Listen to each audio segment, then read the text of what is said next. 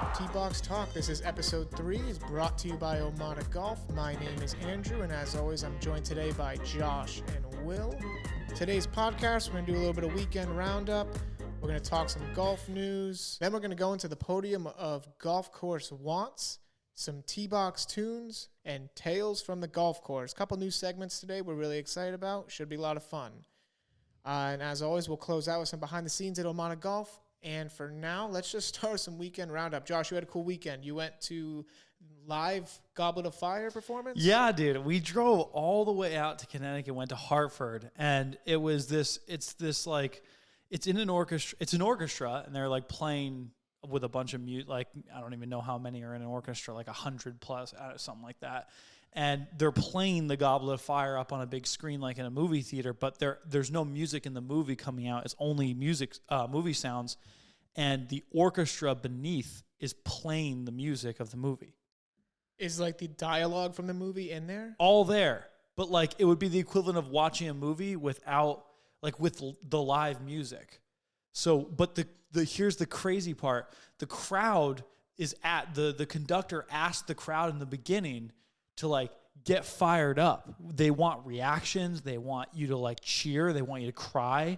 They literally want you to get so into it that like you're there. And that type of, dude, it was wild. I've been seeing it all over TikTok actually. So I know Goblet of Fire? Yeah, I know exactly what you're talking about. Really? Yeah, it's been trending all over my For You page on TikTok. Get out of here. Yeah, and I mean, I watch a lot of Harry Potter stuff because my girlfriend's a big Harry Potter fan, and also like I'm how can you not be a Harry Potter fan? Exactly. But yeah, it's crazy. My question for you is they want you to like cheer and stuff. So how does that work with like the band? Like they don't like, dude, they're just built for it. They're just like, built different. Just rock through it. They really don't like.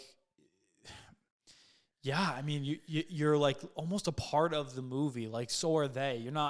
We're not as the viewer, you don't think about the fact that there's musicians playing. You're just watching the movie until you look down. But the music is so beautiful because it's right there. You know, it's so much more impactful. But people, it's weird because there was a sitcom effect. Because you know how when you watch a sitcom, they have people like, they're like laughing and stuff as you go, so you know when to laugh. Mm-hmm. There were jokes that were baked into Harry Potter that I never knew were there because I just never heard the signal to laugh. But when I was there, it turns out, dude, Harry Potter is baked with so many different jokes that are like sub-tiered, like they're like layers on layers. It was really cool. It was and so I went there, and did you go to Boston? I did not go to Boston. I ended up at, so Tyson Fury, the greatest heavyweight boxer arguably ever, was fighting his so-called last fight this weekend, and I had to watch it. But it was in London, and it was at the famous Wembley Stadium, the soccer stadium in London that holds 94,000 people. It's the largest live boxing event of all time. Get out of here. They all were there because the Gypsy King, Tyson Fury, Gypsy King, he is from London, so he returned to his hometown to fight his last fight, allegedly. And it was awesome. But the thing was, it was at like, the main event started at like 2 p.m. So like you have to like time it out. I ended up sitting at a bar from 3 to 6:30 waiting for him to come on and fight because of the time difference. Foxborough? Yes, I was in Foxborough. I was at Jake and Joe's in Foxborough. Jake and Joe's. It was sick. No, it was a good time. My buddy joined me, and we just sat there for hours watching Tyson Fury. It was a quick fight, though, 6 rounds, and it was over. Dude, he's such a beast. Yeah. He's got that reach. He's got that big man reach. He's like, I feel like that wasn't even a fair fight. I feel like he's just so massive and he has so much power. And yeah, he had like 4 or 5 inches on him in height wise, and Tyson Fury is just peak athleticism. He's got like the rolls hanging out, but he's like such rolls hanging out. I love Tyson Fury. Everything he stands for is incredible. I hope he doesn't actually retire because I freaking love him. Oh, I hope not, dude. Yeah, I missed it because I was at the Harry Potter thing, but I saw the highlights and it was sick. What about you, Will? My weekend was wildly uneventful. I mean, I wouldn't say it was uneventful, but like once a year I go visit my buddy Joe. I don't get to see him that often. He lives about 2 hours away from me, but his parents just built a new house in Oxford, Mass. So We went up there. We hung out for the weekend. Shot some guns. What kind? Grilled some food. Oh, nothing crazy. Just a 22, and then they just have some pellet guns too. So is this like in the backyard? Yeah, it's just in the backyard. They don't have like a shooting range or anything. But Oh. I mean, it was just like a guys being dudes weekend. We just dudes. shotguns. What'd you shoot with the 22? Just cans. We just had like every time someone finished a beer, you got to run it out to the range and add it to like the little pyramid we had going. Are you a sharpshooter? I'm not bad. Like I'm not gonna front. Like I definitely probably won. Like not that we were keeping score, but yeah, it was a nice relaxing weekend. Didn't do anything on Sunday. Kind of just chilled, and the weather wasn't so great. So there's nothing wrong with that. Because I'm a fucking sharpshooter. Yeah. We'll have to do some bets then. People are gonna think I'm just like a degenerate gambler who's just like too overly competitive. Shooting. You are very competitive. Shooting is a fun ass thing, man. I love shooting. I think it's like kind of like a sketchy. Sometimes it's not fun. Like there's some people that make you uncomfortable around weapons in general. But like I don't know, when you're there in a controlled environment, it's kind of fun. Yeah, we didn't have any like heavy weaponry either. You know, it's very very minuscule in terms of like gun size or caliber or whatever. So I told you what I wanted him to do out in Vegas, right? No. In Vegas you can do anything, and they have this thing out in Vegas. It's like, there's infinite experiences out there. But one of the things I wanted to do was they have this. I'm not kidding you. In Vegas, they have a fucking attack helicopter that they have, and they'll bring you up in the helicopter, and you get to shoot. This is in the desert, in the fucking desert. And you get to shoot an MG-42 machine gun out of the helicopter, like a belt-fed machine gun. Oh, yeah. Into like a mountain of explosives that are like preset that you just blow the mountain up. Oh, and that's badass. I wanted to do it, and Colucci refused to go up, not because of the weapons. Because of the helicopter. Because of the helicopter. You don't like helicopters? It was the helicopter. I've never been in a helicopter. I've never been in a helicopter, so I can't speak for. I never have either, which is kind of part of that's like a 2-for-1, two birds with one stone experience. Yeah, so your first helicopter ride should not be shooting an MG-42 into explosives. That should not be your first helicopter ride. Give me a nice 0 to peaceful 100. Colucci, you're gonna look. I'm not doing it. At age Straight up. 84, you're going to have like 4 little minions running around. Or no, actually, you'll be way old, so they'll be big people at that point. But they'll all be, you'll have Mikey and Joey and Johnny and Jimmy or Sarah or Ronnie or Rhonda, something like that. Yeah, these offspring running around.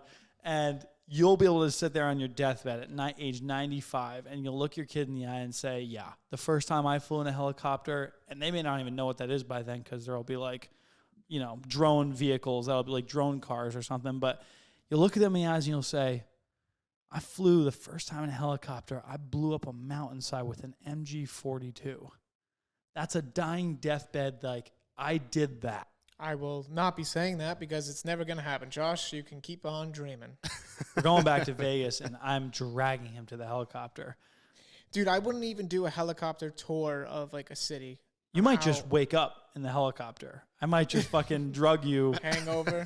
Yeah. You just wake up. You wake up, and I've got you strapped into the MG-42 in the helicopter. Zach Galifianakis is weirdly there somehow. Yeah.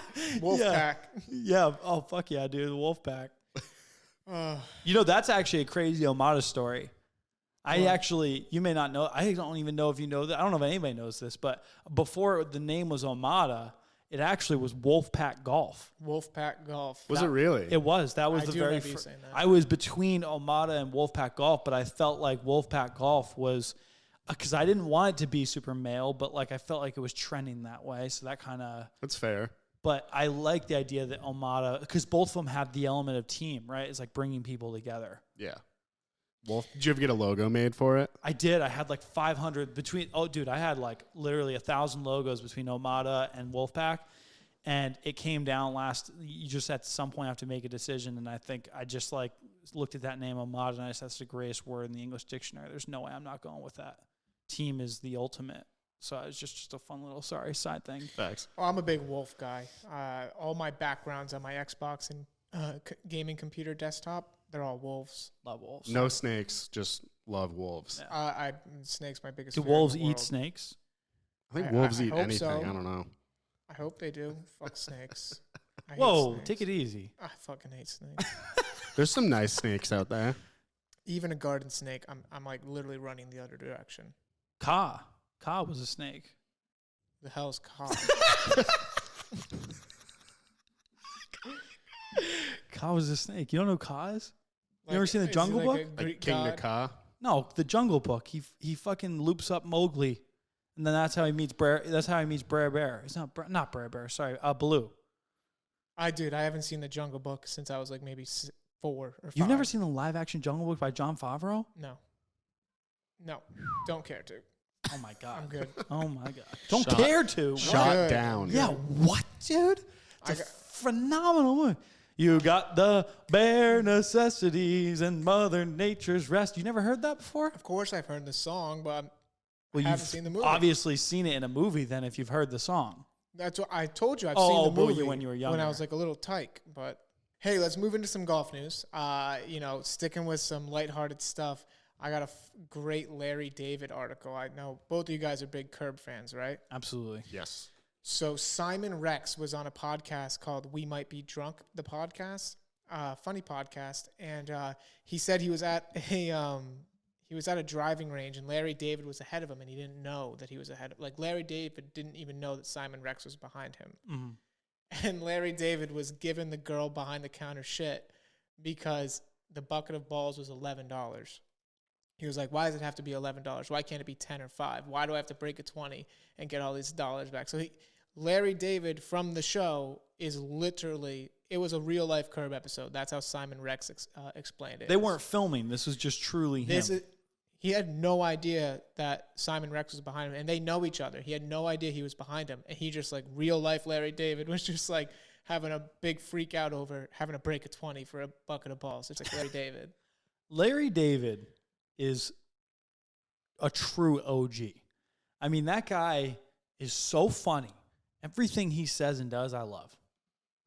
Yeah, Curb is a phenomenal show. I always wondered in Curb if they like maybe purposefully like exaggerated like just his mannerisms.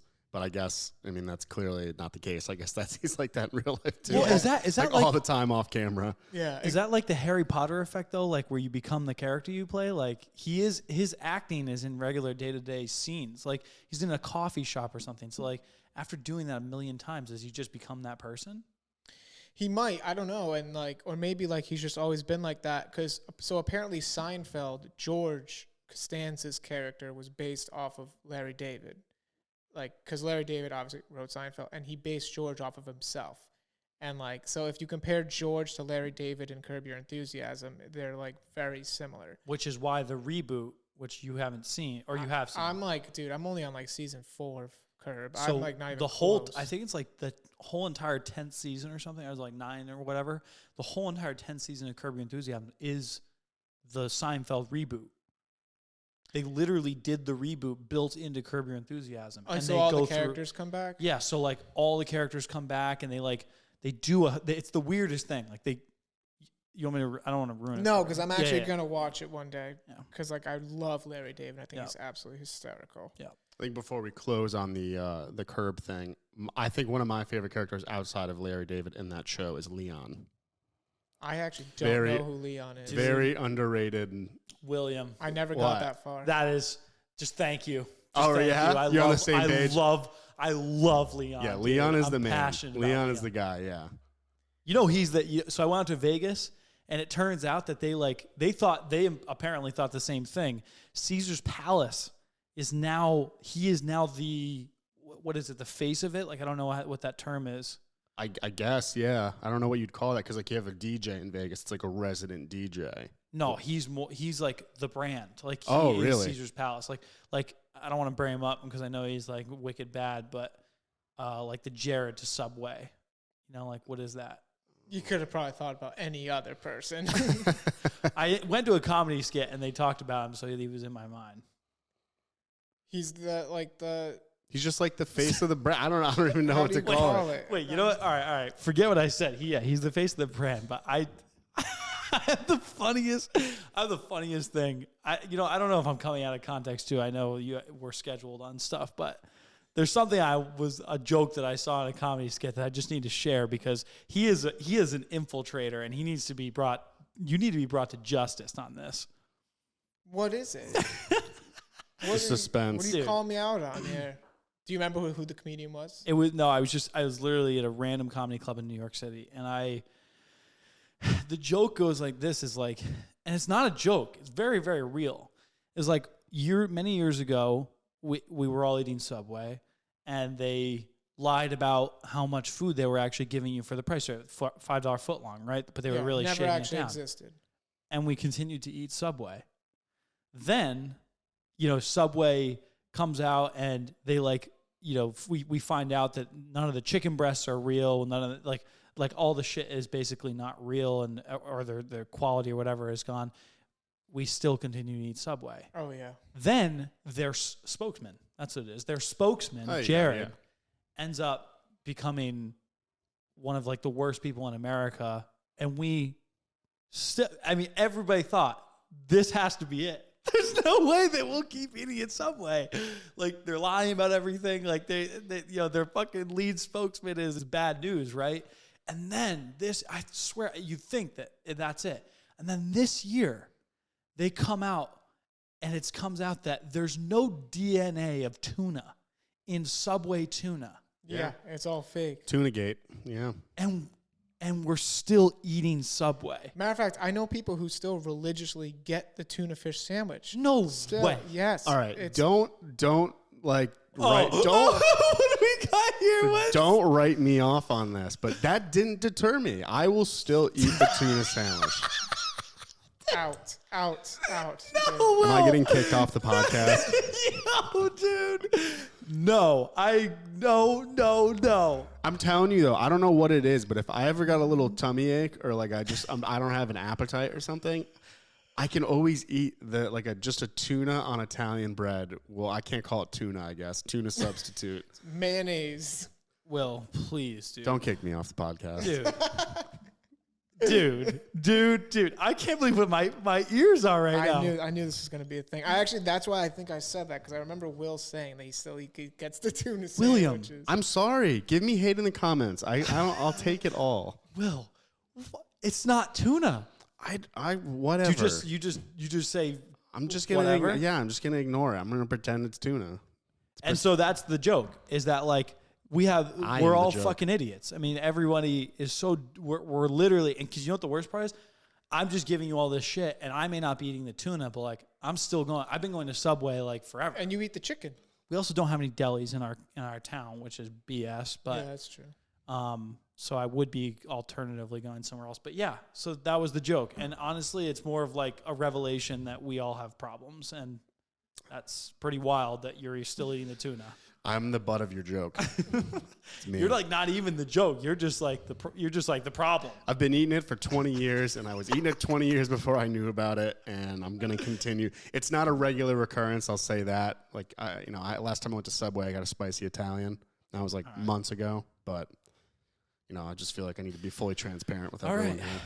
Well, thanks, Will. Appreciate that. All right, so we went from Larry David to Subway, but Will, I know you said you had a couple facts on Scotty Scheffler that were pretty funny. Yeah, I know we talked about the Masters and Scotty Scheffler, last week. So Golf Digest just put out an article, like 15 facts that you didn't know about Scotty Scheffler. And some of them were kind of like meh, but there's 3 that I wrote down that I wanted to share with you guys to see if you had any reaction to them. So the first one is that in his first PGA Tour event as an amateur, he made a hole-in-one. That's sick. Wow. Yeah, first event out there, hole-in-one. And then to piggyback off that, he won the U.S. Junior Amateur and earned an invitation to play in his first PGA Tour at age 17. Wow. That's crazy. Still in high school. Yeah, so he's been on the PGA Tour for a while, and as we know, he's only 25. So still, that's 8 years. And the last one, which I thought was hilarious.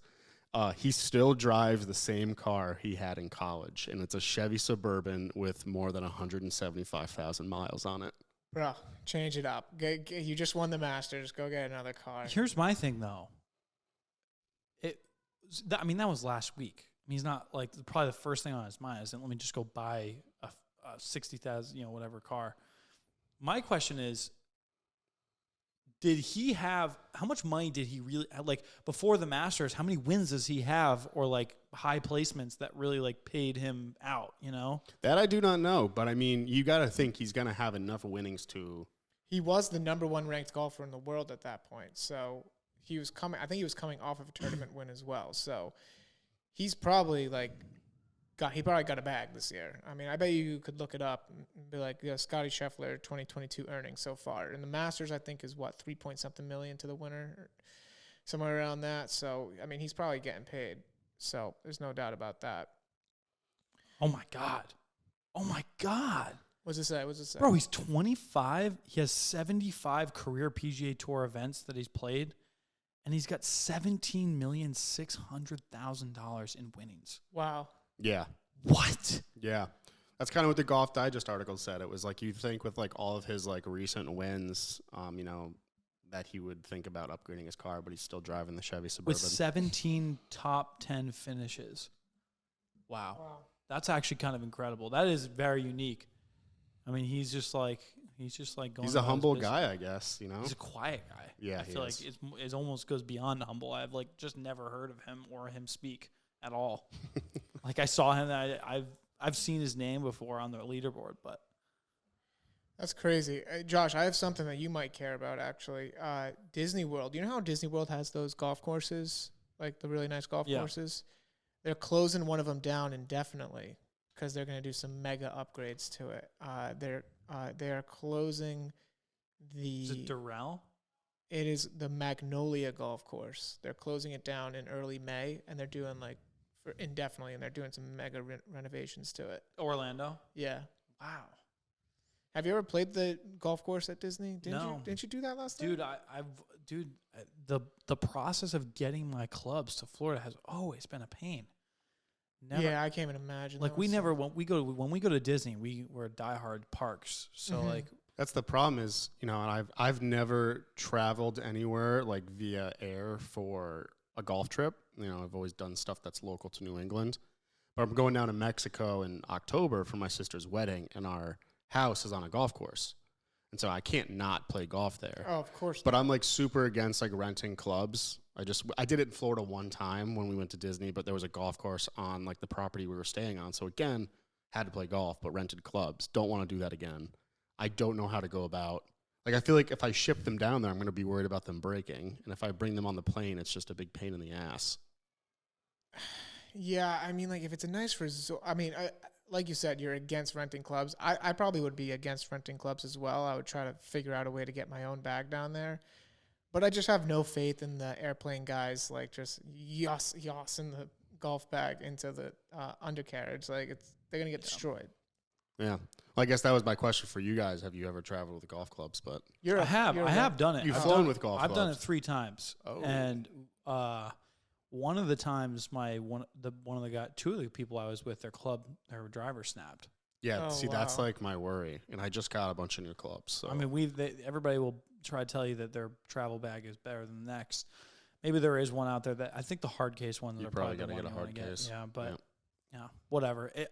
You know what's funny is you can just rent clubs for like $20 and play like if you're gonna go all the way out to Florida, like just to get the bag there, you have to check the bag. That's got a cost to it.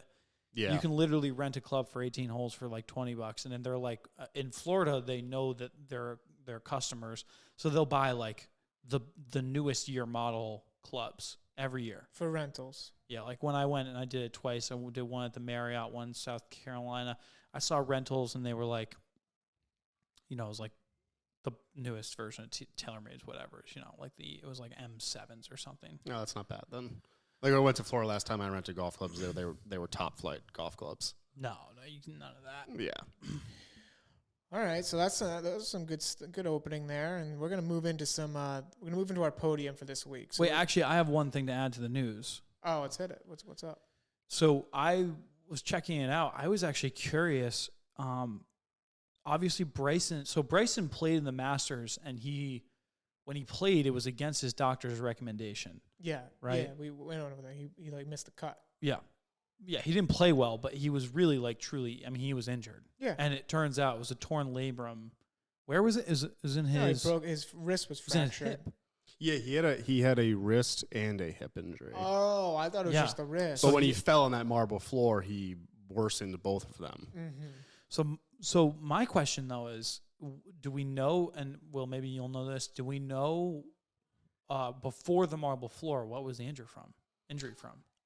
He admitted I can't speak for both injuries, and maybe this reason is actually it will speak to both injuries, but apparently it's from speed training. That's Yeah. actually good to my point. Because my thing is like, so last year when I was doing like a lot of the long drive stuff, dude, my body just broke down. Like it was so hard. And granted, I wasn't like lifting heavily or doing anything. Probably was doing some things wrong, but ultimately like it was a taxing thing to my body. Now everybody loves Bryson, but this is like, you've got guys even like Tiger who have really struggled with different, problems in their back and all that. But it's interesting that with Bryson, his regimens are so extreme. Like, is this something that we think we're going to be seeing a lot more out of Bryson now, is that he's just going to be this like injury prone player because he's trying to, how long can he really hold up the long drive like that? He admitted to it being speed training, but he said he's not going to cool it down. He just said like he needs to be more like mindful of it. So Yeah, he's like I said last week, he's like one of those like mad scientist guys where he's got a whole team of like, they're watching his diet, they're doing his exercises. Like he knows, and he probably knows that he pushed it over the edge, got hurt, then he slips. So now I bet you he'll kind of change things up a little bit and play smarter. He'll definitely play smarter because he just missed the cut at the Masters. I mean, it's kind of embarrassing. Like he shouldn't be missing the cut. He should be in the top 10, contending for the Masters championship. Yeah. I wonder how long it'll take him to come back full power. he's getting the surgery, so. Oh my God, he's getting surgery? He already got it done. He got it. He Yeah. already got it. I didn't know that. See, that's what I'm talking about. Yeah, he got it right after the Second you go Masters. under the knife, dude, things just really change. He was putting it off. He didn't want to do the surgery. Oh, Yeah, because he really? knows the recovery time. He's going to miss tournaments. Like he might miss the PGA Championship because of this. Dude, I'll tell you what, you can't name there's maybe only a couple spots worse than a hip. Think especially for golf. Well, that's my point. Is like when Yeah. you think about what he has to do to swing the ball as hard as he does, like that's all upward hip. That's like that turn, Yeah, I mean, what could be worse than that? Like ACL, MCL, back, lower back. back. I think is worse than everything. I think there are so many injuries that you can play with, especially in golf, but lower back is impossible. Every single movement, standing, sitting, like laying down. Like this past week, that bit of lower back pain that I had, I was like tempted. I was like close to not wanting to play on Friday because it's just like, dude, I'm in pain. Yeah, I mean, I hear you. Like, I think the worst. I've actually never really been that injured, but I can see how a lower back or a knee would be really bad to play golf with. I know our buddy was complaining because he tore his meniscus and he hasn't been able to play golf because like that twisting motion is killing him. So I can speak from experience on that. yeah, I mean, yeah, you've torn your ACL what, twice? Yeah, some meniscal stuff, some my ACL, my MCL. I had to wear like this the knee brace that I wear skiing now. I had to wear golfing for the first 2 years after I had my big surgery. Wow. See, that's my only thing with that though, is that with the knee brace, I'm not downplaying the injury because I've also had I had Osgood-Schlatter's for like 5 years. I couldn't even walk.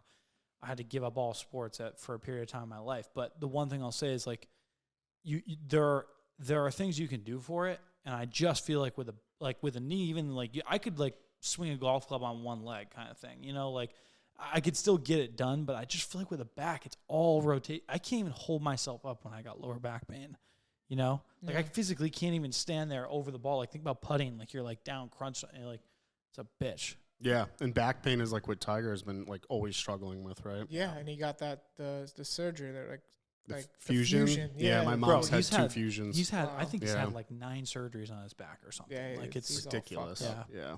I remember there was this one time in college. It was like freshman year move-in day, and there was this like, this cute girl, and she was moving into a room, and I kind of knew her, and I was trying to help her move some groceries in, and I tried to lift 2 of the big 40-pack Poland Springs at once, just gone, lower back destroyed. I couldn't even move for like a couple days. I couldn't even sleep. I went to UMass, I'm pretty sure, that weekend, and I was sleeping on this little couch, and I was just like, it was the worst pain I think I've ever been in trying to sleep. And That's the thing. I just had to Laying eat down, it. I just had standing to up. eat it. I just ate it. It's always bad. And it was all to impress a girl, and it didn't work. So Blame the Poland Springs. blame the Poland Springs. That was gold. That was Class back in action that day. lawsuit. Back in that day, that was the real That was the real cryptocurrency at that time in my life. Yeah, in college, having Yeah. good water bottles. Yeah. Guy who invested water bottles was big shit on campus. Oh, yeah. I actually I mean, there was a little bit of a heist that went on in a lot of my situations with water bottles in college. You know, I hated that. Friendships can end in college over stealing water They can bottles. start and end. Yeah. You make can friends. start. You could walk down the hallway and just have a case of waters, be doling it out like Wonka's chocolate, like the golden ticket is in there, and make a bunch of friends. Or you take my water bottle, you're my enemy. I used to keep my big packs in my room so that no one could get to them because my parents would come up. They'd do BJ's runs for me before they came to visit. I always have them pick up a ton of water, but I'd keep it stashed in my closet in my room. Yeah. Have to. Absolutely have to. Yeah. All right, let's move into our podium this week. The podium this week is going to be golf course wants. What are you looking for when you're picking out the best course to play with your friends or just trying to have a good time? Order this week, let's do Josh, then Will, and then me. So, Josh, how about you lead us off? What's like one of the first things you're looking for when you're trying to pick a golf course to play at? Well, I think it's tough because it depends on where you're at. Are we in? If I were to say around here, honestly, like your ideal course qualifications length. for you. Length. I cannot stand. I've always hated playing short courses because the whole reason I play golf is to take a driver out and swing as hard as I possibly can and tear every muscle in my body. I don't care about it. Literally, I don't care about anything else. I will sacrifice my body to swing as hard and as frequently as I can. Yeah, and with short courses, you're also limited club selection wise. Yeah. Especially if you play an executive course, which is basically just keep the woods in the bag. You're only hitting a 5-iron and a 9-iron, a pitching wedge or whatever. You know what I mean? Yeah, there's been a lot of times where I've been trying to set up golf with Josh and I suggest a course and be like, no, I literally can't even it's not even fun for me to play that course. And I agree with him. You want to be able to use all the clubs in the bag and actually get good with them. And if you're just driving and then sand wedge and then putt, it's it's awesome to be able to do that. But some good length adds some challenge to the round. It makes it a lot funner. So I definitely agree with you there. Will, how about you? What's your first one? So my first one is going to be spread out holes. Oh, that would have been my second one. Yeah. Good job. I like that one. So I hate playing a course where the holes are on top of each other. If you're designing a course, don't try and cram 18 holes into a small plot of land because then you're going to be, I'm always worried about granted, I always have a slice sometimes, and I'm always, if I play courses where the holes are close together, I'm always worried about yelling for and having to deal with going into other fairways to hit my ball and interrupting the pace of play and everyone else that's playing in front of me or behind me. So spread out holes would definitely be my number one. And the thing is I love walking, but at the end of the day, if I'm playing 18 holes, I'm probably gonna take a cart anyways. So, the distance between holes is not a factor. Yeah. If you're taking a riding cart anyways. Yeah, that was actually on my list too. I hate, and especially as someone who's not that great at golf, I hate having to go into other people's days and just hey, sorry, coming through here, and just and then you go in and you're all nervous and you just chunk one in front of the whole crowd. It's oh God, get me out of here. All right, so I'll round it out. I'll round out the first round here with my pick. I appreciate a great pro shop. I think the pro shop, it's almost that first experience. It's that first impression when you walk into a course. And I'm a big guy who always likes to buy stuff at whatever pro shop I'm at. I'll just buy little knickknacks. I'll buy balls, tees. If they have the poker chip markers that I was talking about last week, I'll always buy one of those. I'll always find an excuse to buy something at a pro shop. So whenever I get to a course for the first time and I've never been there before, if they have a really cool pro shop, I think it's awesome. I think it's awesome. I also love a course pro shop that has a great selection of their own clothing goods, hats or so this course I play every year in Vermont, Lake Maury. they have a phenomenal hat selection. So I'll go there and buy 2 or 3 hats from like Maury, just because the hat is good quality, but the logo itself and like what they did branding wise is. They change them every year? Every year, yeah. And they always have like 100 hat selection too. Dude, if you play a place enough, I mean, why not throw one of those into the mix? I mean, look, there's the big companies out there, any company that you want to get online or whatever in a retailer, but wearing your own local brands or your like, there's still it's a very ideal thing if they can get it done, Yeah. Josh, how about you go with your second one? Well, I think the last thing I would say that which is just ultra obvious is I can get by. Well, it's kind of a double-edged sword. The general version is that I love to see a course that just has good, like, it's like hydrated. You know what I mean? Like that has good irrigation and like there's a lot of green and whatnot. But that actually is only part of the thing. I can get around playing on a crappy golf course when it comes to fairways, rough, all that stuff. But the one thing I will not go out, one thing I hate doing is a poorly maintained green. I think when the holes are not cut precisely and they're all like frayed and whatnot, it reduces the radius of getting the ball in the hole, and sometimes they rim out in weird ways because they're just not cut right, and that pisses me off. It's not just like a want or thing. It I actually don't want to call the course out, but there's a couple of courses around here that don't do a good job, and I've just stopped playing there because of it. Yeah, and it's like, how can you like really understand and read the green if it's not taken care of properly? Yeah, exactly. That's why, like, during COVID, if you were golfing during COVID and they didn't have the holes, they had the little things on top, you could just hit a rocket ship, and as long as it hit the pin, that was the rule. Like, it goes in. So I was putting up some great scores during COVID when I didn't actually have to hit a putt. So that was always fun for me. Will, how about you go with your next thing? All right. My number 2 would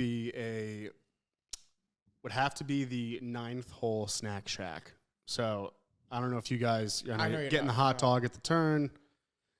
My most important thing is I have to eat, like, whether it's peanuts or whatever the selection is, but if they have a like really great, like, if you can call ahead and get like a chicken sandwich or like anything more than a hot dog is always a win. So that also, and to my point, it's not on the 9th hole, but there's a course called Raceway in Thompson, Connecticut, and they have a shack on the 13th tee box. And they have this crazy, like, drink selection menu, food selection menu, and like one of the funny things they offer there, it's called the Mulligan package, and you get 1 nip, 1 beer, and 1 golf ball for $5. Wow, that's actually pretty sweet. Yeah, so they do a lot of like cool, like, specialized packages like that. But yeah, definitely, like, if you can get something more than a hot dog on the turn, like that's awesome. Yeah, I totally agree. With that. I'll go with my second thing. You kind of mentioned it earlier. Like, when you're playing 18 holes and it's like hot, you might not want to be walking, so you might be taking the driving carts. A course that has good carts always kind of goes a long way for me. Yeah. Like, I've been to a few courses where you can tell they're old, and they go super slow. They might have the what's it called, the switch that, like, the governor. They might have the governor switch like very low, so you can't even drive them that fast.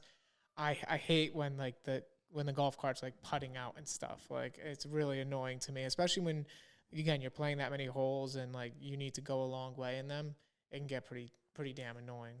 Yeah, that's a great one, Kaluch. I like that one. I didn't really think about that one too much, but like, for example, like a lot of carts these days have USB ports in them, so you can charge like your phone or whatever.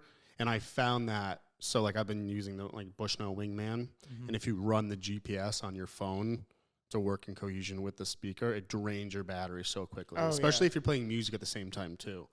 So if I go to a course and there's a USB charger in it and I have my Wingman and I plan on using it, it's always better than like not having it, because my phone usually dies after like 9 or 10 holes. Yep. Josh, can you think of a third thing to replace the other thing? I mean, honestly, the last thing that I would care about when playing course is the layout. I just think that, like, there are some courses that are really well thought out. They flow really nicely. Like, and they don't have to be like crazy. Like, it doesn't have to be insane. But like, and you'll see like at New England, like that one hole where you can like go over the bend You know what I mean? Yeah, and then you got go that- down the cliff. Yeah, then you're going down a cliff, and so you have different elevation that you're trying to play into your shot. You're on a hill, so you got to hit it a certain way. The dynamics of that kind of mentality of like, how do we create this like each hole matter of fact, not even each hole, every shot is unique. That's what uniqueness is. Yeah, I would have to second that, Josh. Will, how about you go with your third thing? My third one is kind of like a weird one, but I love playing a course that's a par 70 because it usually means that it's 35-35 or 36-34. And if you get a course that has like par 34 and you're 5 over on the front, you still shot a 39. So it's like a big confidence booster. And so like, again, like Lake Moray is a 34-36. And so if you shoot, the back is really hard. It's it's 34-37. The back is really hard. Okay. So if you have a really strong front nine, so let's say you're 3 or 4 over, that sets you up to shoot a really good like 18-hole score. So 72 is like pretty much the norm. So like 72 course is fine as well, but like a 34 course means there's usually more par threes, which kind of stinks, but it kind of gives you more room to put out a good number.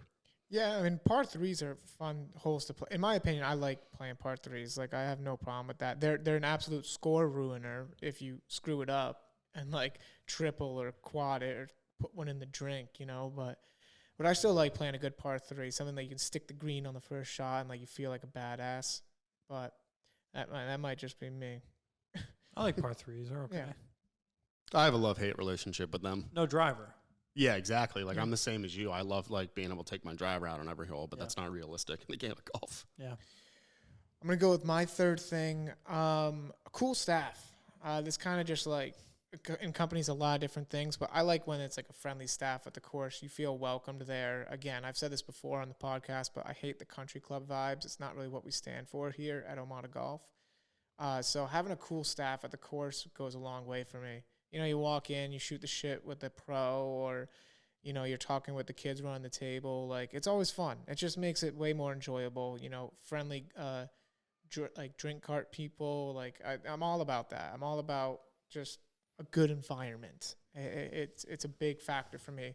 Like, we had a course in college, Josh, and you know it. I won't say what it is, but the starter / ranger was an absolute nightmare to deal with. Like, every time we went, there was a problem. Like, oh, you're going too slow. Oh, well, there's 4 people in front of us. Like, what do you want me to do? Like, he was that type of person that made you not want to come back. But we were broke college kids, and it was very cheap to play there. So we were also 1 minute from the campus. Yeah. So hard to hate that. Yeah. So like, and it was a really beautiful course. Like, it had like cool aesthetics, but like the guy was just such a dick. Like, he was awful to deal with.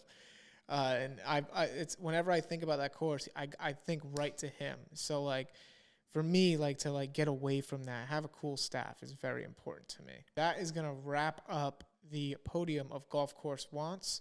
We're gonna roll into some music themed stuff right now. T-Box tunes. What are we listening to right now? And I'm gonna kick this off.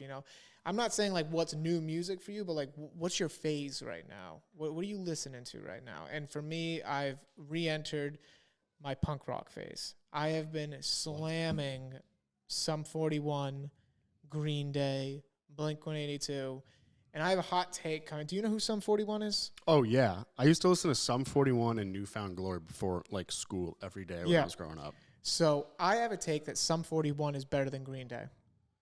I mean, I'm not like a huge Green Day fan, so I'll agree with you there just on that sole purpose alone. But I love Sum 41. I've been fighting this fight with people. I think Sum 41 is better than Green Day. If you disagree with me, let me know. But I think Sum 41 tops Green Day. And like the other day, like I'm so into this whole punk scene right now, and I've always loved punk rock, but like I kind of phase in and out. The other day, I was like lying in bed and I was just watching full Blink-182 concerts from like 2005, and like it's just awesome. Nostalgia. Yeah, and like I've been to a couple Blink shows, so like I really want to go back, and they're not on tour right now, which is really depressing. But Sum 41's on tour right now. But yeah, I'm just like right back in my punk scene. I love that. I don't think I ever left the punk scene. I never have either, but like lately, like I've noticed myself listening to way more punk than usual. I always find myself listening to more punk in the winter, and I'm not sure why. But I also love, like, I have a playlist called If MySpace Was a Playlist on Spotify. It's a great playlist, by the way, so I'm going to plug it right now. But it's just good hype up music. It is. And it's you know, I got to be in the mood for it. At my age now, I got to be in the mood for it. I'm not 16 anymore, but, you know, I was never a phase mom. I got to be honest. I do not fall into the spectrum of liking that music all that much. Well, Depends on what, I mean. it might be because I've killed it for you, because every time you're in my car, I'm just slamming it. Well, there are Andrew has a playlist with 900 songs on it. It's probably. I'm at over 1,000 now. I'm over 1,000. Right, so he's got 100 songs in the last 5 years of me knowing him. He's had he's had 100 songs in 5 years, and I've gone on a lot of long trips with this kid in that car, and he's got his little black ice tree in the car. I get that smell, and he's a little jerky on the brake. You know, chill out. Quick on the brake, and he's doing all these things, and then in my ear, I just have like. That was a great punk rock. And I look over at him, and he's juuling over on the left side. You know, he's got his little Nick stick or something. Just Kaluch jamming out to some all-time I'm just low. I'm just sitting there, and I'm slowly being poisoned by the experience. Josh just breaks out like these earplugs and puts his seat back. So I think that might be why Josh doesn't like punk anymore, because I literally kill it for him. Well, if I'm ever in the car with you, Kaluch, you can feel more than welcome to play it. Oh, I won't. Yeah, well, you would be short on, somewhere in the ballpark of like 9 years of doing it. So do it for 9 years and like spend multiple hours and multiple trips a year. Like, see how you feel. Here's the thing. I'm a big aux cord hoarder in my car. I don't let anyone else use my aux cord when I'm driving. You know what the word is. I know what the word is. I'm not going to go there, but you know what the word is. But I won't let anyone, like, I can't tell you how many times, like, my friends get like, oh, give me the aux, man. I'm like, no, like, I'm driving. It's my music. And I can't tell you how many times I get the complaints, oh, could you play the same songs over and over again, Bro, he's man? he's never given it up. And I don't care. I'm guilty man. of it too, though. Like, my car, my music. It's my jam. I mean, dude, I get that, jam. but if you're in a 2-hour car ride, like, you gotta suck it up. You drive. Sometimes I'll ask from like requests from the crowd or the people riding in my car. That. Dude, he's get out of here. Fucker. Now you're just getting me pissed. Because the thing is like, dude, it'd be one thing if he was playing like, like new music. The kid he's listening to, what was the band? Blink-182. Blink-182, Sum 41. NWA is like his next highest played songs. Like the kid is like all over the place. I have a lot of range. I have everything from gangster rap to country to old school rap to punk rock to death metal. Bro, it's comforting. It's like the people who just watch The Office. I mean, The Office is a great show, so this is not me shitting on The Office. But I know what you're going to say, and I agree with you. Yeah. Like watching The Office just over and over again and not watching a new show. Yeah, I kind of do that but too. This is, again, like, he's all over the place. What's next? Will, what do you listen to these days? Okay, so I have a new one, and you may have heard me playing this like recently in the office, but for some reason, like techno house music is not normally my cup of tea, but I feel like it increases like my productivity and focus.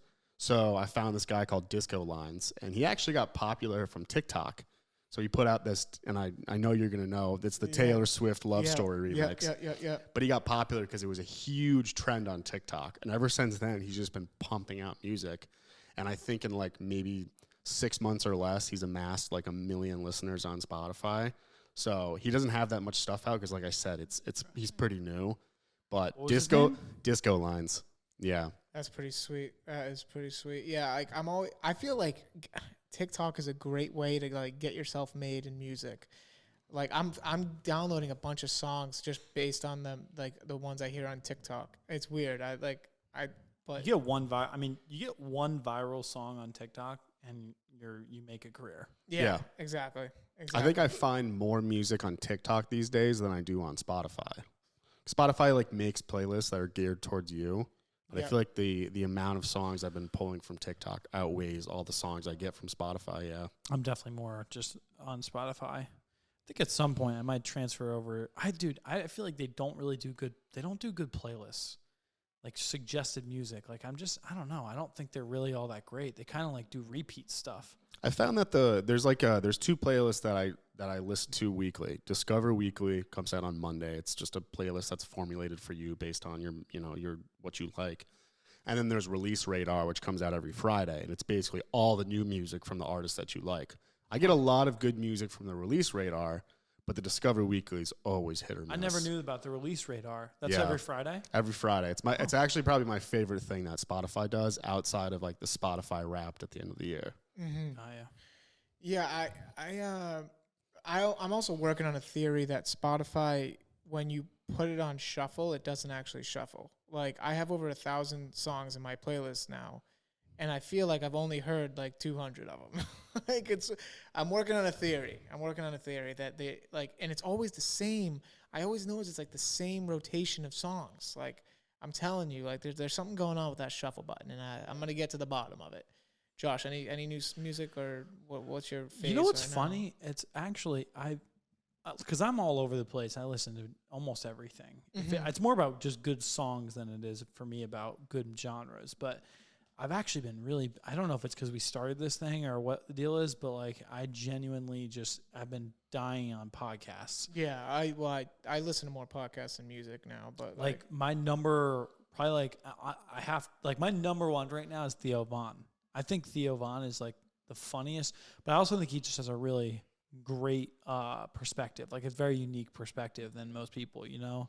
So I think he's kind of gone through the ringer, and at the end of all that, he's like, you know, he's rooted in comedy, and I think that comedy is such an amazing thing because it can be, it can be destructive, but it kind of can be everything, you know? It's kind of like, it's like, so much it's so dynamic how much you can do with comedy and what you can do. So he just finds a way, man. And when he and Bobby Lee get going, oh my God, those guys are like the two funniest dudes ever. Yeah, me and Josh were on a plane the other day, and he had downloaded a Theo Von and Bobby Lee podcast on YouTube, and like I was listening to my stuff, but I just kept looking over at Josh, and he was like trying not to just like start crying laughing on the plane. He was trying to like hold it back.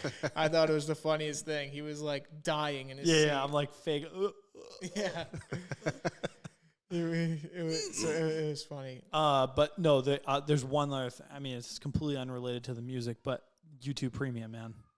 Yeah? Oh, dude, I've never had a better. I got to get back on it. My man. Oh my God. Is that the only way you can like download stuff on YouTube? Yeah, and it goes ad free. Dude, there's like a million reasons why to get it. Oh my God, it's so good. I can't believe I had never had. I'm so upset with myself at how many minutes and hours I've wasted on YouTube ads. I know. But the other thing too is like you can do theater mode, which is like, you know, if the screen is like, instead of it being this small thing, because like remember in a window, like it will only be the size of a box. It remains the same size if you don't have YouTube Premium.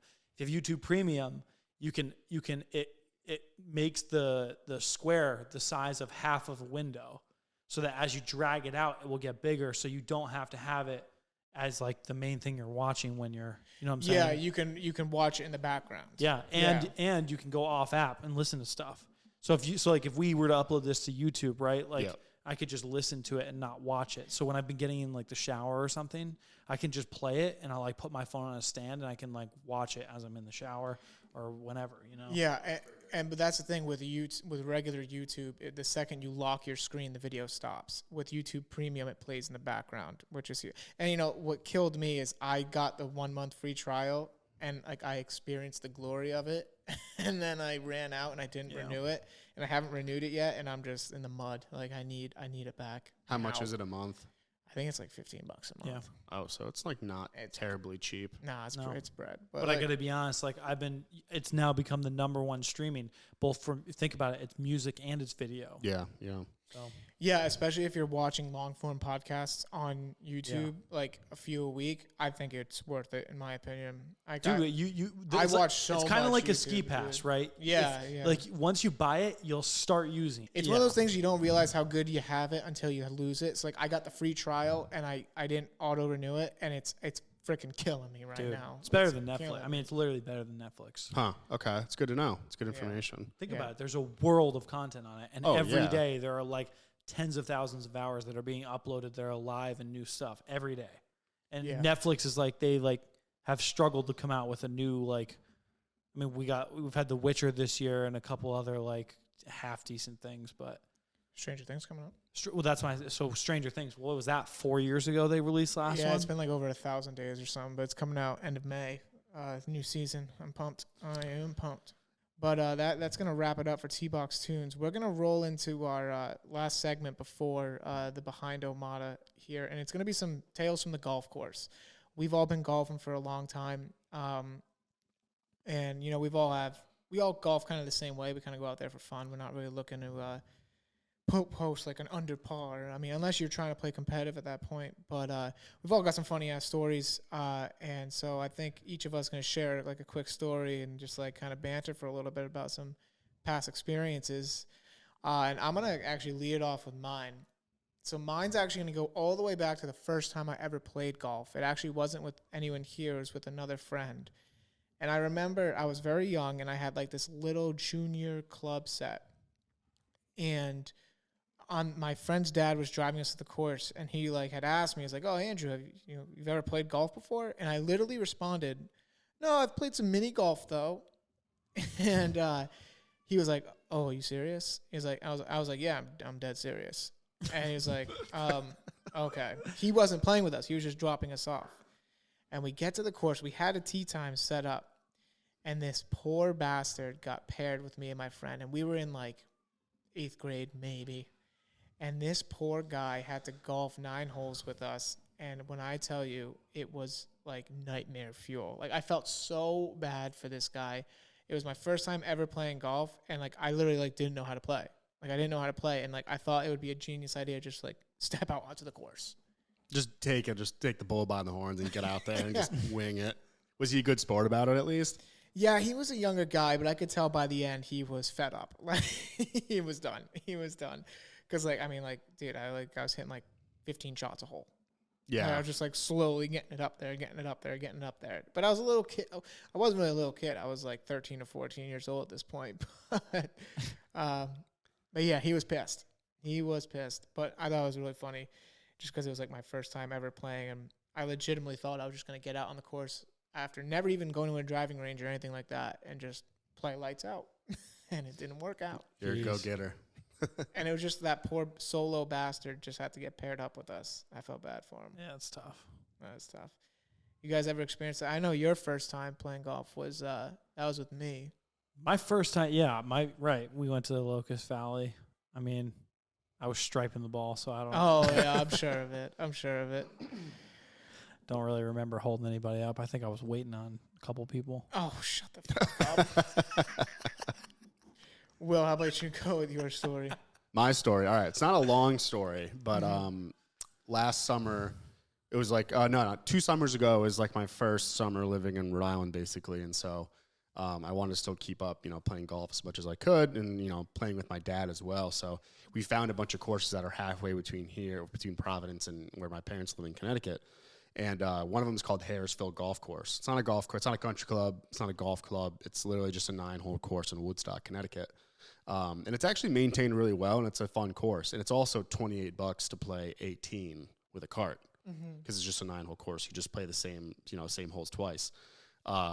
So we were on. My dad was having an absolute day, and we're on the 18th hole, and he's got to put it on the green and make a par to shoot a 79. So it's big for him. He never really shoots in the 80s that much. He's down in the 80s now, but at this time, he's still working his way down. And he puts it on the green, so step 1. And then step 2, actually, no, he didn't put it on the green. He had to chip on. So he's got to make this, I think, 40 or 50 putt double breaker to shoot a 79. And I got it on video, so that's why it shows this story specifically. So we'll share the video with you guys on the video cast. But 40 or 50 putt double breaker, and the guy puts the putt in for a 79. Wow. And I have net, like, we just, how like when someone chips it in from like 30 or 40 yards out and you and your buddies go wild, like that's us just dancing around on the 9th green at Harrisville Golf Course and everyone's staring at us. But it was such an invigorating feeling, like watching that happen. And like, I don't know if like he really processed it in the moment, but like for months and months after that, it's all we talked about when we were out on the course. Yeah, that's a great moment. That's a great moment to share. And That's electric. And having it on video was just like, I wasn't the one with the camera, so luckily my buddy Chandler was filming it, but like, like you hit that putt 150 times and you're not making it, but he made it that one day and he's never lived it down. Do you have the reaction? I don't blame him. Do you have the reaction? Oh of it yeah, here? I got the All right, reaction. We're gonna clip it in here. Yeah, we'll clip it in for y'all.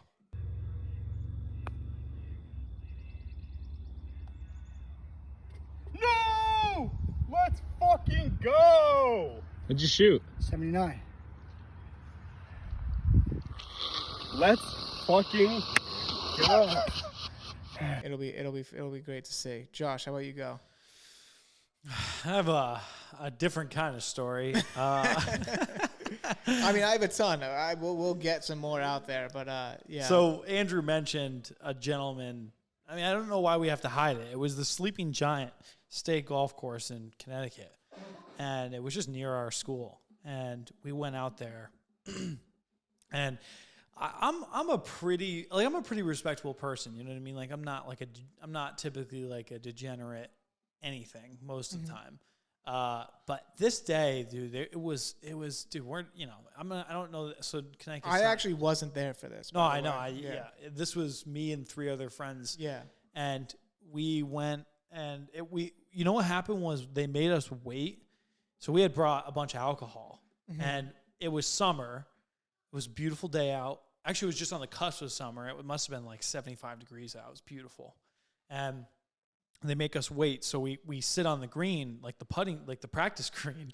And we just sit there with sat there with like a 12-pack or something like that of summer shanties and just started slugging them. And we had basically an hour in advance of the tee time and it wasn't that we showed up early. They just like pushed us back. Oh, wow. So they kind of did themselves in on that in that respect. So we're playing, but we finally get called up to our tee time. And I can already tell that all of us are fucking hammered. And by the time we get to the first tee, by the third tee, 2 of my buddies are on the tee box wrestling, literally wrestling in front of me, and it was like a stunning moment for me to be like on a tee box with 2 of my good friends, like wrestling, like trying to choke each other out. Got out of hand fast. And we finally separate them, and we like get through a couple of holes. And one of my other buddies, and if he ever sees this, he'll know. He'll probably be like laughing his ass off. But we're driving, and we're in carts, and it got to the point where like the hole before this happens, one of my other buddies is like pulling trig on the side of the tee box. So he's already in rough shape, but he just like booted and rallied. Like he was back, dude, he's back in action. He striped the next shot. Like respectable. It was weird. Like the summer shanties mixed with the heat. It's also college. I mean, it is a college course. It's a lot of college, but dude, I mean, we were like, I'm talking like, we were getting after it. We were in a different state. Yeah. We weren't.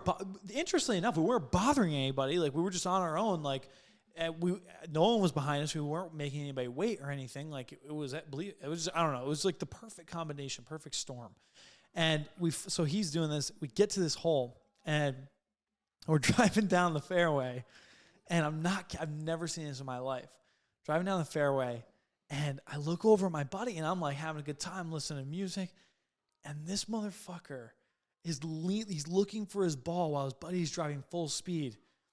And his buddy breaks. And he falls through, his hands on the windshield, falls through the windshield of the golf cart. Yeah. And I'm not kidding you. The motherfucking cart ran over him. So he's tumbling on the ground, fucking pissed drunk. He's pissed drunk on this golf course. Getting mangled. It's getting mangled. And his other buddy's like looking back. He's like, he rolls over him and he fucking looks back like to see if he's alive. Like if you could just see the look on his face. And this other fucking dude who fell through the window is like, doesn't know, like he's like all over, like he's like kind of, you know what I mean? Like did my life just flash before my eyes? And on the flip side, you have me and another guy who are like, did my friend just die on the golf course? And the other friend that's with me is the one who booted and rallied like minutes before.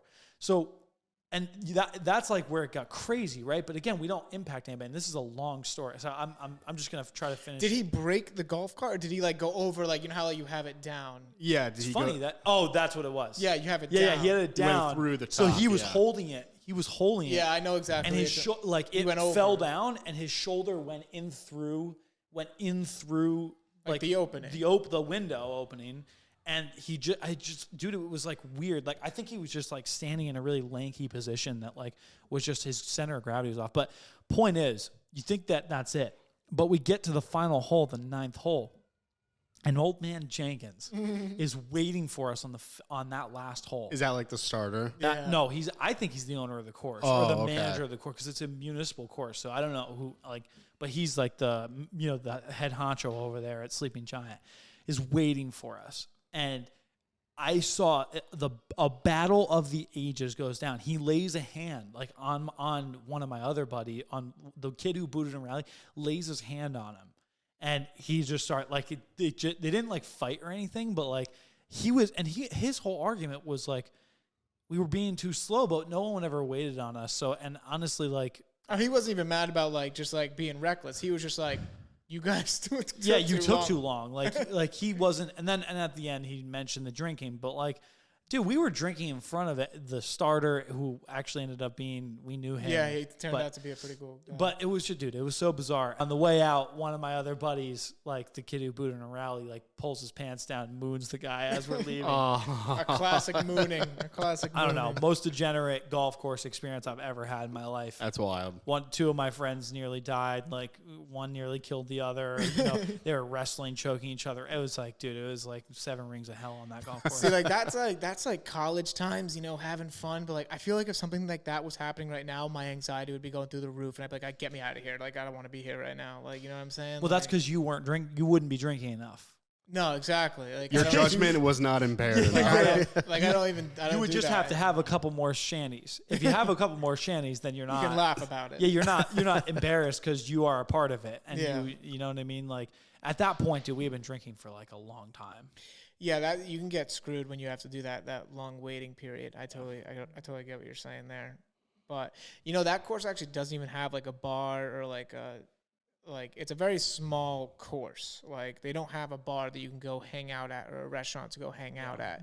So like if you have to wait for your tee time specifically, you're kind of just out there to dry. So I kind of get it.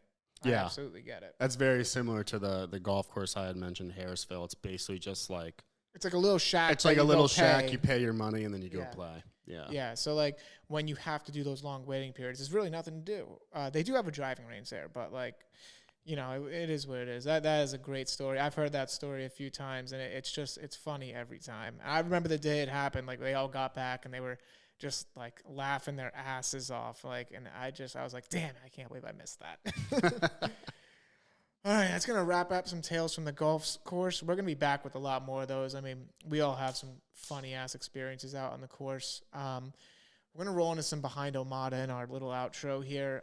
Not much really changing in the last week. We've got developments going on behind the scenes on some product stuff that's really exciting that you're going to be seeing more of soon, as long as you just stay in tune with our Instagram, OMADA Golf, and joining our email list at www.omadagolf.com. Other than that, we haven't really talked about him yet, but Angus has joined the team on more of the media side of things, and he's great. I think he's like a film genius, and he's been a great add to the team. I mean, last night I found it was a really weird experience. I found myself a full pint deep of Ben & Jerry's ice cream. Oh, I know that we all are OMADA, so to speak. So behind the scenes, like, am I stressed? Do I have like something like? Are you hiding something in the Ben & Jerry's? That's what I'm saying. I'm a little. Well, I'm just like a little. I was a little nervous last night because I thought to myself, I was like, who am I? You know what I mean? Like, I literally finished a tub of ice cream on my own, and I was like, oh my God, like what is going on? Is this OMADA related? Do you have any issues? Do you need to go talk to your therapist? Like what's what's good with this? Like, you ever done that before? I had a very unhealthy day eating wise yesterday. I ate a bagel and cream cheese for breakfast, and then I ate cheesy breadsticks for lunch, and then I ate vegetable fried rice for dinner. So you just had garlic bread for lunch? Yeah, just cheesy garlic bread. I saw it on TikTok, and then I was like, I'm going to Aldi's right now, and I'm buying that.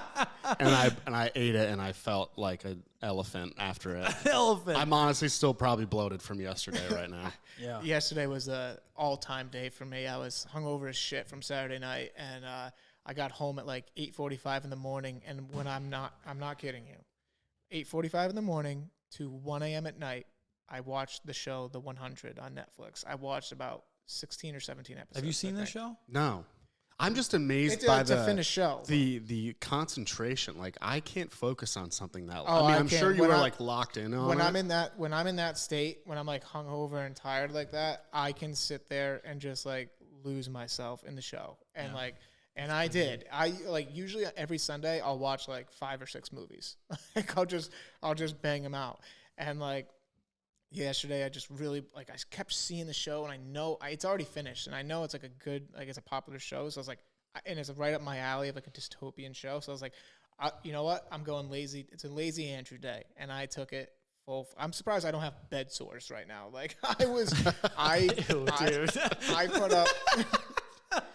I put up like a 16-hour day in my bed. Like I didn't just put a terrible photo and like terrible picture in my head. Yeah. Bed sores. The Bed bed sore. sores. That doesn't sound right. No.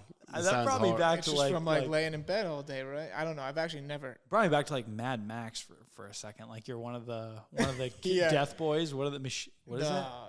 Oh, Oil fuck, boys? I forget what they're called. But I know exactly what you're talking about. They're all like painted.